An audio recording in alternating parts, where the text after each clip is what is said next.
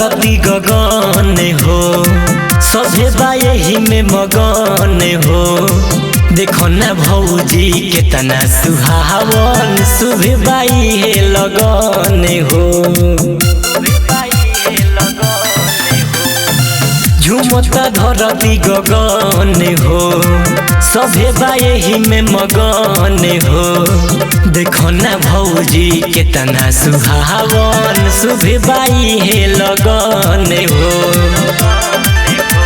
हरे झोली खाली आवतारी के दूरे गया कहली आवतारी होता तैयार स्वागत के मई से रवाली आवतारी होता तैयार स्वागत के मई से रवाली आवतारी।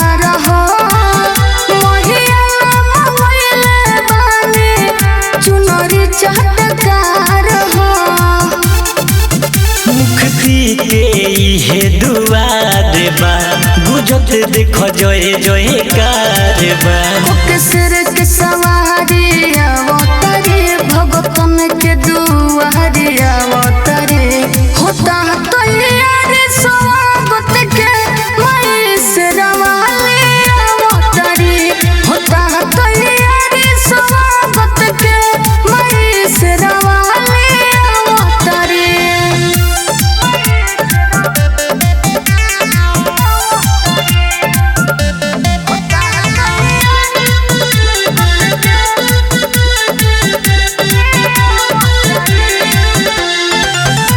सातो बहनिया मैया ओहे हमारा घर हो दर्शन करेला हमारो जिया हर हो।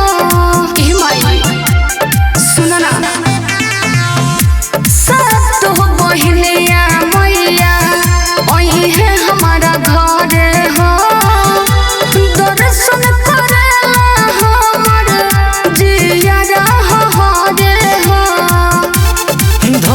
भजनिया गावतारे गुल संजीवी अनुराग सजावतारे कि भैरो भैया आवतारे सभे मंदिर सजावतारे होता तैयार स्वागत के मई से रवाली आवतारी होता तैयार स्वागत के मई से रवाली आवतारी।